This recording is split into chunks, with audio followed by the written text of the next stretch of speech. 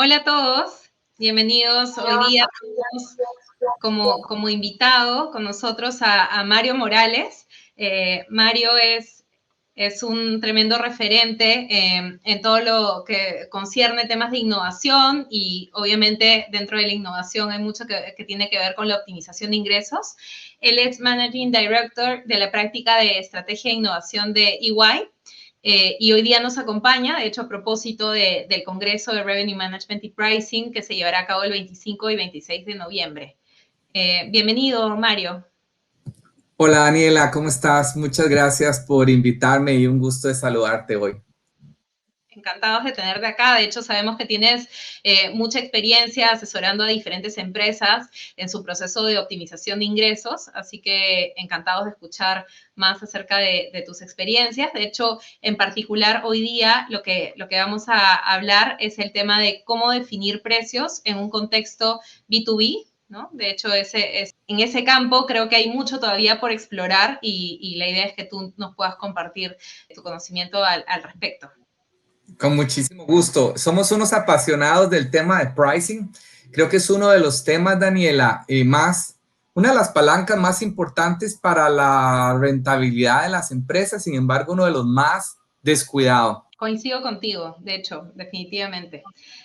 Y cuéntanos, Mario, ¿cuál dirías que es la diferencia más importante entre hacer pricing en el B2C, ¿no? En el business to customer, to client, y el B2B, ¿no? Hacia los clientes ya empresariales. Muy buena pregunta, Daniela. Bueno, empecemos tal vez por entendiendo qué es B2B, ¿verdad? Es en vez de venderle a las personas o al consumidor en un supermercado, una tienda, le estamos vendiendo a empresas.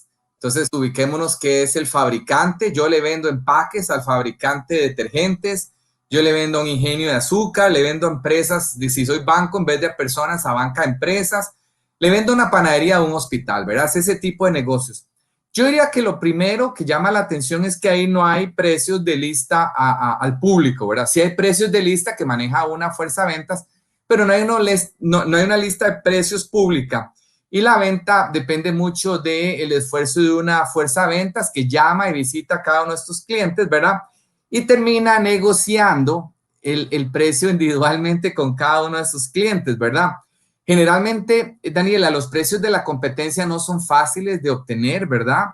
Y generalmente hay un departamento de compras que presiona mucho el precio sin importarle lo que necesite el usuario, ¿sí? El usuario necesita un papel de calidad y el de compras dice, es el precio más barato. Entonces ahí, esos son los retos del B2B generalmente. Estoy súper de acuerdo contigo. De hecho, ahí ya la negociación pasa de ser muchas veces centralizada para convertirse en una negociación ya más en la punta, ¿no? Y ahí se requiere también, creo, un nivel de disciplina bastante más amplio, ¿no? ¿Tú cómo ves el desarrollo del revenue management y pricing en el sector B2B versus lo que es el B2C hoy en día? Yo lo que he estado observando, Daniela, es que, digamos, pensaría que es un poco menos desarrollado, menos sofisticado. Digamos, a diferencia de una aerolínea que tiene que manejar, como tú muy bien lo sabes, miles de precios en tiempo real, yo diría que aquí los procesos son más manuales en Excel y generalmente se maneja menos volumen de precios, dependiendo del negocio, obviamente. Sin embargo, digamos, yo diría que es el lado menos sofisticado del pricing y el revenue management desde mi punto de vista. ¿Y tú crees que eso se debe justamente a esto que hablábamos de que el pricing es menos centralizado y termina sucediendo más en la punta? ¿Tú crees que se debe a eso o es que tiene que ver con otros factores? Se debe a eso, pero también fíjate qué interesante, Daniela, que es que aquí cuando tú fijas un precio en business to consumer, generalmente ese precio permanece como lo defines en la lista. En B2B, ese precio tiene mucho lo que llaman en inglés leakages, muchas como goteo, es decir, tú tienes un precio de lista, pero el vendedor terminó negociando mucho más bajo. Entonces ahí es un área donde necesitas ejercer más control de precios, porque generalmente cada vendedor hace los descuentos que le da la gana, al canal que le da la gana, y entonces hay mucha pérdida de valor en la fijación de precios en cada negociación. De acuerdo.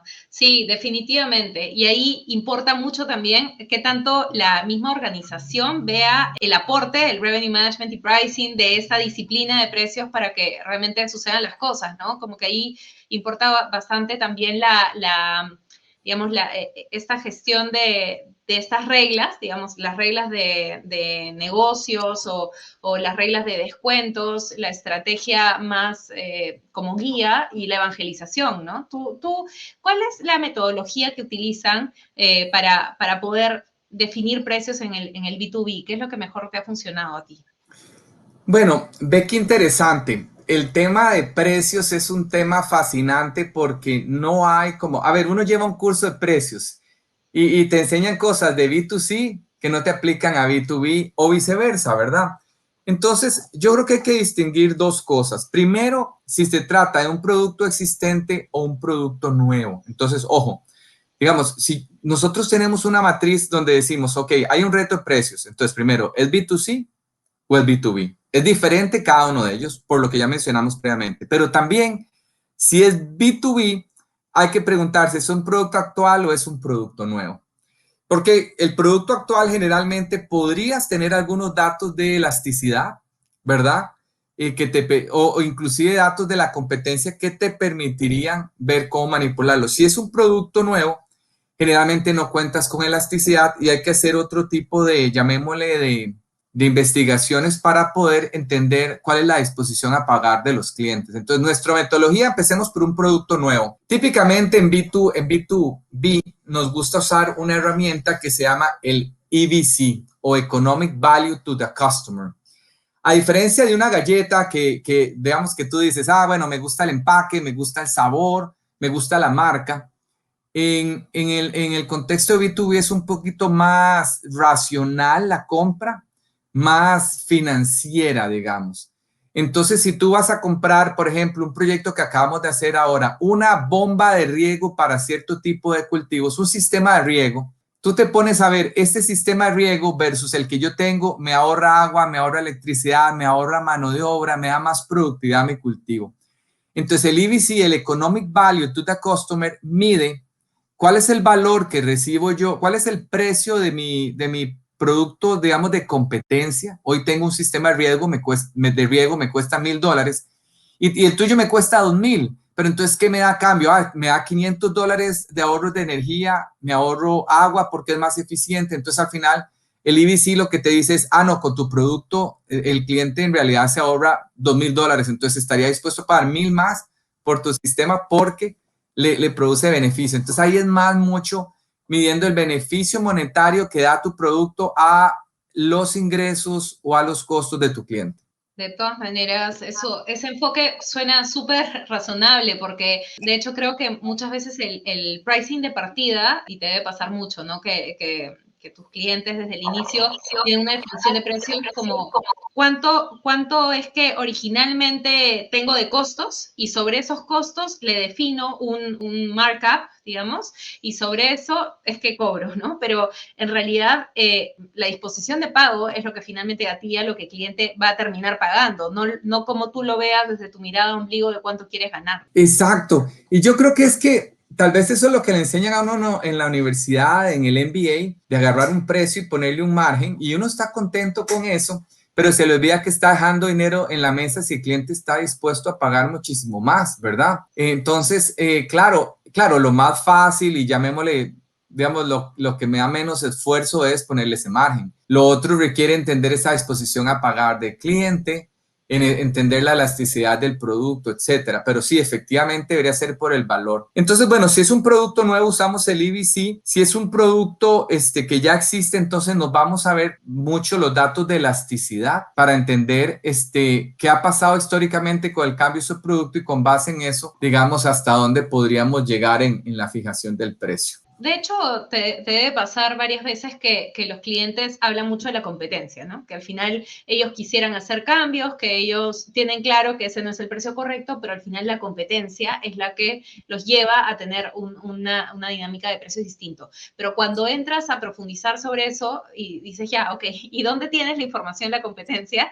Como ahí empieza a flojear todo porque muchas veces las empresas no tienen esa información de una manera sistematizada, ¿no? Y en muchas oportunidades la tienen a través de como ruido corredor, ¿no? Como que me lo dijo fulano, que me lo dijo tal otra persona, o en la fuerza de ventas me ha dicho esto, y obviamente sabemos que ahí no necesariamente hay un alineamiento de incentivos. ¿Tú cómo has visto digamos, toda esta dinámica competitiva en la definición de precios con esas referencias? Lo más difícil es obtener los precios de la competencia, porque, digamos, ¿qué es lo que hace uno típicamente y lo que ve uno en las empresas?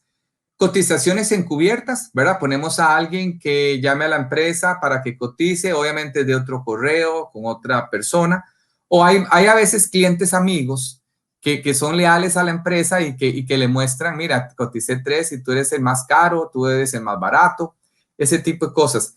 Lo que yo siento es que, digamos, está muy mal sistematizado. Cuando yo hago proyectos de pricing, le pregunto a la gente cuáles son los precios de la competencia y dice, ah, sí, mi fuerza de ventas me dijo que cotizaron la mitad de nosotros en aquel proyecto, pero fue hace 3 meses, entonces no sabemos si está actualizado. Entonces, toca hacer, aunque sean pocos datos, porque son pocos datos, toca ser más sistematizados y tenerlos en algún archivo compartido donde todo el mundo pueda tener acceso a ellos y que se estén actualizando con cierta frecuencia para que esa información sea útil, ¿verdad?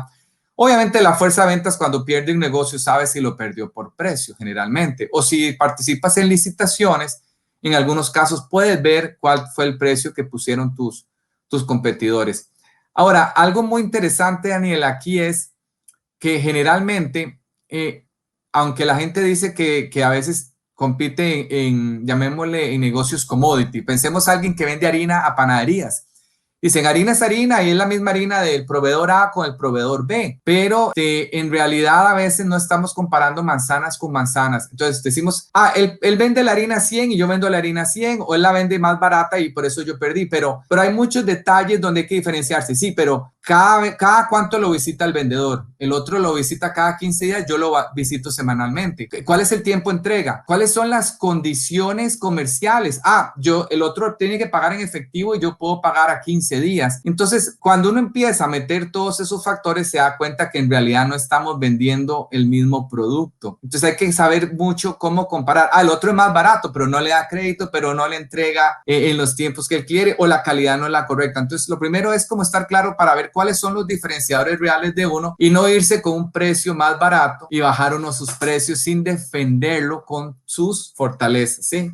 Súper de acuerdo contigo, definitivamente. Y ahí cuando uno entra, justo tú hablabas hace un momento de la fuerza de ventas, ¿no? De esta, digamos, esta dinámica donde la fuerza de ventas te levanta alertas y en muchos casos tienen más, de hecho, definitivamente en la mayoría de casos tienen más información que la que muchas veces uno tiene desde la definición de estrategia. ¿Tú cómo has visto este tema de los incentivos en la fuerza de ventas? Los incentivos son ingratos, es decir, la gente, como dicen los mexicanos, con la lana baila la rana. Y eso lo que significa es que la gente generalmente se comporta de acuerdo a lo que lo motiva, a la zanahoria. En el caso de la fuerza de venta, la mayoría de estas empresas se definen incentivos por lo más fácil, que es por volumen de ventas. Entonces el vendedor vende lo que le da más comisión. Aquí de nuevo tenemos la diferencia entre productos nuevos y productos viejos. Entonces vea a qué me refiero. Típicamente, y lo vi en una empresa que vendía cemento, los vendedores sabían que la empresa, que el cemento A era rentable y cemento B no era rentable, pero los clientes compraban el cemento B y el vendedor, digamos, es ingrato, no le importa que la empresa pierda si ya le pagan su comisión. Entonces, digamos, lo obvio, que no es tan fácil de hacer en la práctica, es pagar con base en rentabilidad, pero hay empresas que no les gusta que sus vendedores conozcan datos de rentabilidad. Entonces, ese es un reto. En el caso de productos nuevos sucede algo interesantísimo. Generalmente el producto nuevo es más difícil de vender. ¿Ok? Entonces, para el vendedor es más fácil llegar y tomar pedidos y decirle cuántos quiere de fresa, vainilla y chocolate. Pero el nuevo sabor, frambuesa, que nadie lo conoce, tiene que hacer más esfuerzo. Entonces, generalmente, si le ponen uno la misma comisión, no te lo venden. Entonces dicen, el producto no se vendió, fue un fracaso. y el producto era buenísimo, pero había que hacer un esfuerzo para comunicar los diferenciadores de valor que tenía esa innovación. Entonces el tema de beneficios es donde todo muere, sobre todo porque en B2B es la fuerza de venta la que mueve el producto, ¿verdad? No es el supermercado o la tienda, ¿verdad? Súper. Y para, digamos, para terminar, ¿cuál sería tu recomendación para una empresa que se da cuenta que tiene oportunidades a mejorar en este campo, quiere mejorar su fijación de precios y justamente opera dentro del B2B? ¿Por dónde comenzar? ¿Qué les recomendarías? Bueno, típicamente yo recomiendo 4 etapas fundamentales. Hay una etapa que le llamamos etapa diagnóstico o entendimiento, que es entender cuáles son las oportunidades que tiene uno donde el precio se puede subir o el precio real. Digamos, hay una diferencia entre el precio lista y el precio real que yo obtengo, el precio que llega a mi bolsillo. Entonces, primero es identificar esas oportunidades donde yo puedo mejorar mis márgenes a través del precio. Y una vez que las identifico, las priorizo y después hago proyectos para ir a capturar cada una de esas oportunidades. Entonces, por ejemplo, si mis vendedores no están teniendo buenas capacidades de negociación y ahí se están bajando mucho los precios, entonces irme directamente a darles esas capacidades para que defiendan el precio. A veces puede ser que se dan cuenta que hay un vendedor que es el que está destruyendo el margen. Entonces es una intervención puntual o a veces son todos o a veces por regiones. Yo sugiero ser muy sistemático. A ver, tal vez para darle algo a los que nos están escuchando hoy, piense que los precios va mucho más allá que ponerle un precio, una etiqueta de precio a un producto. Hay que considerar cuál es la estrategia de precios de la empresa, cómo fijo los precios con base en esa estrategia, cómo defiendo los precios, porque una cosa es fijar el precio, otra es obtener el precio que uno quiere, modelo operativo con el que actualizo los precios y cuáles son mis herramientas de tecnología y analíticas para ver el desempeño de mis precios. Entonces, son 5 elementos que debe uno ver integralmente cuando piensan los precios de una empresa, y para cada uno de esos elementos hay diferentes. Por ejemplo, en estrategia de precios hay que definir cuál es el posicionamiento de la empresa, cuál es la arquitectura de precios, cuál es la política de descuentos que voy a tener. En fijación del precio, bueno, cómo fijo el precio de nuevos productos, si son precios actuales, cómo utilizo las elasticidades para definir mis precios. Cuando ya vamos a obtener el precio que yo quiero, entra entonces la negociación, los descuentos, cómo, digamos, hago que se cumplan los contratos. ¿Cómo diseño mis contratos para que tengan cláusulas que me permitan aumentar los precios y cómo realmente hago que se ejecuten esos contratos, ¿verdad? Sobre todo en un contexto B2B. En la parte operativa, ¿cuál es mi estructura de personas que me gestionan el precio? Si tienen las capacidades correctas, si tienen a quién reportan, porque muchas veces son juez y parte. Si tengo a la gente de precios en ventas, ellos mismos van a dispararse en el zapato con los descuentos, ¿verdad? Y lo que muy bien decías de cómo alineo mis incentivos de la fuerza venta. Eso es la parte operativa. Y finalmente, ¿qué herramientas tecnológicas digitales tengo para tener dashboard de cómo estoy gestionando mis precios y ver cuáles los beneficios que está generando mi función de gestión de precios, Daniela? Entonces, son muchos elementos que hay que ver en ese diagnóstico, ¿verdad? Sí. Muy de acuerdo contigo. De hecho, creo que lo has comentado de una manera bastante sistemática y que le va a servir mucho a quienes nos están oyendo en este momento. Creo que ha sido de mucho valor conversar contigo. Creo que podríamos quedarnos hablando de esto por horas, porque realmente el mundo de Revenue Management y Pricing es inmenso. O sea, realmente hay demasiado para profundizar y aprender y bueno, de hecho es mi pasión y se nota que a ti también te encanta, así que en verdad es buenísimo poder conversar entre colegas que apreciamos mucho el valor de esta disciplina, ¿no? Sí, Daniela, tengo un caso de éxito, perdón, Daniela. Sí, cuéntame.